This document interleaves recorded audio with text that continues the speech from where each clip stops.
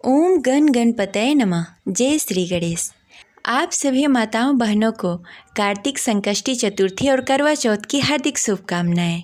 आज कार्तिक मास की कृष्ण पक्ष की चतुर्थी तिथि है। आज संकष्टी चतुर्थी का व्रत रखा जाता है। इसके साथ ही करवा चौथ का भी व्रत रखा जाता है और इस दिन भगवान गणेश, माता पार्वती और शिव जी की पूजा आराधना की जाती है और इसके साथ ही करवा माता की पूजा की जाती है। तो चलिए इस उपलक्ष्य पे सुनते हैं चौथ माता की संपूर्ण कथा। तो प्रेम से बोलिए गौरी पुत्र गणेश की जय, चौथ माता की जय। जय श्री गणेश। संकष्टी चतुर्थी के दिन विघ्नहर्ता भगवान गणेश की पूजा की जाती है। साथ ही चौथ माता की पूजा की जाती है। संकष्टी चतुर्थी के दिन विधि विधान से भगवान गणेश चौथ माता की पूजा करके व्रत कथा सुनी जाती है, क्योंकि कथा के बिना व्रत अधूरा माना जाता है। तो आइए सुनते हैं चौथ माता की कथा। एक नगर में सेठ और सेठानी रहते थे। उनका एक बेटा और बहू थे। बहू सबको भोजन कराने के बाद स्वयं भोजन करती थी। एक पड़ोसन ऐसी थी जो रोज पूछती, बहू आज तुमने क्या खाया? बहू कहती, ठंडो बासी। रोज ऐसा ही चलता। पड़ोसन रोज पूछती कि तुमने क्या खाया, तो बहू कहती ठंडो बासी। एक दिन उसके पति ने ऐसा सुनकर विचार किया कि आज तो पकवान बनाए जाएंगे, फिर देखते हैं मेरी पत्नी क्या कहती है। बहू ने उस दिन तरह तरह के पकवान बनाए और घर के सभी लोगों को एक साथ बैठाकर भोजन कराया। आज भी पड़ोसन ने पूछा कि बहू तुमने क्या खाया, तो बहू ने कहा कि ठंडो बासी। सेठ के लड़के ने सोचा, हो ना हो कोई बात अवश्य है जिससे मेरी पत्नी ऐसा कहती है। उसने पत्नी से पूछा, तुम रोज ठंडो बासी खाया ऐसा क्यों कहती हो, जबकि आज तो हम सभी ने एक साथ बैठकर तरह तरह के पकवान खाए हैं। उसकी पत्नी बोली, आपने जो खाया है वो बाप दादा की कमाई है। जिस दिन आप कमाकर लाओगे उस दिन मैं समझूंगी कि ताज़ा भोजन कर रहे हैं। तब एक दिन लड़के ने अपने माँ से कहा, मैं एक बड़े शहर में कमाई करने जा रहा हूँ। माँ बोली, बेटा अपने पास इतना धन है कि खाया नहीं छूटेगा। माँ के मना करने पर भी बेटे ने स्वयं कमाने का दृढ़ निश्चय कर लिया और जाते समय पत्नी से कहा, मैं जब तक कमाकर बहुत सारा धन लेकर न आऊँ तुम चूल्हे की आग मत बुझने देना। एक दिन चूल्हे की आग बुझ गई तो वह मन ही मन घबराने लगी, कहीं मेरे पति पर संकट तो नहीं आ पड़ा। जल्दी से पड़ोस में से आग लाकर चूल्हे में रख दूं। ऐसा विचार कर पड़ोस में गई। वहाँ पड़ोसन चौथ माता का व्रत पूजन कर रही थी। पड़ोसन ने कहा, थोड़ी देर में आकर ले जाना। बहू ने पड़ोसन से पूछा कि आप यह व्रत क्यों करती हो, इससे क्या मिलता है?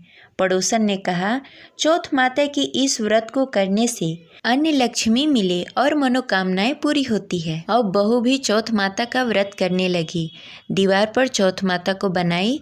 उस दिन घी गुड़ का चूरमा बनाकर रात्रि में चंद्र को अर्घ देकर भोजन करती।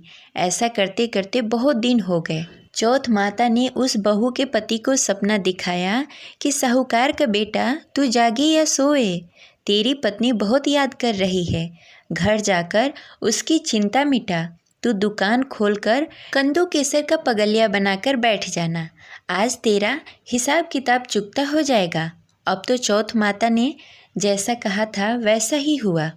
उसने घर जाने की तैयारी की और गाड़ी भरकर धन दौलत लेकर चल दिया।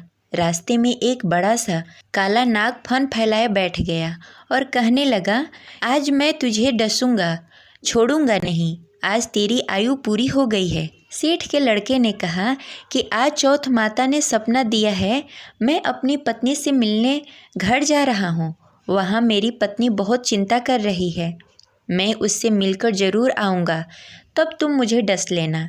नाग ने कहा, तुम शपथ पूर्वक कहकर जाओ तो मैं तुम्हें जाने दूंगा, परंतु लौटकर नहीं आए तो तुम्हारे घर आकर मैं तुम्हें डसूंगा।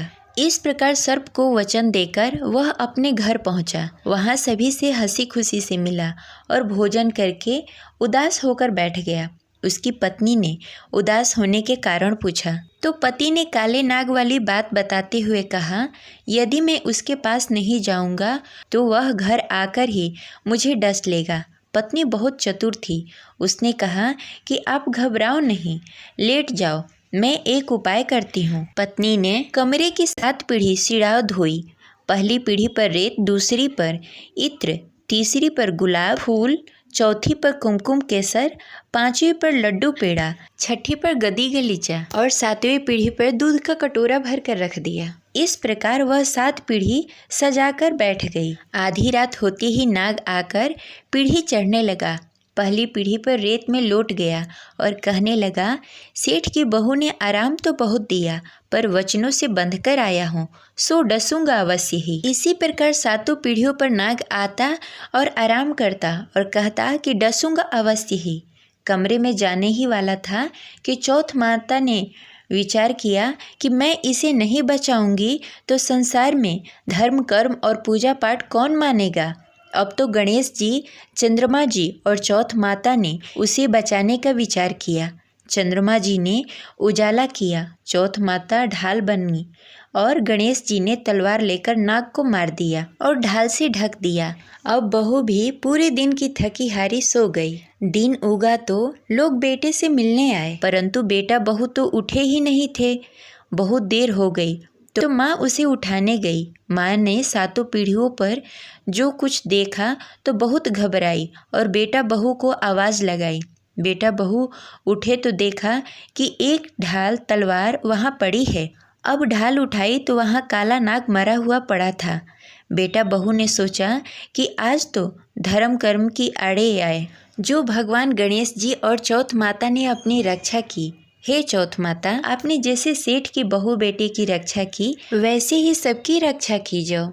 इस प्रकार यह कथा संपन्न हुई। तो प्रेम से बोले चौथ माता की जय। आशा करते हैं यह कथा आपको अच्छी लगी होगी। तो इस वीडियो को लाइक करें और ज़्यादा से ज़्यादा लोगों को शेयर करें। अगर आप हमारे चैनल पर नए हैं तो इसे सब्सक्राइब करके बेल आइकन को प्रेस कर लें। मिलते हैं अगले वीडियो में। तब तक के लिए गौरी पुत्र गणेश भगवान की जय। हर हर महादेव।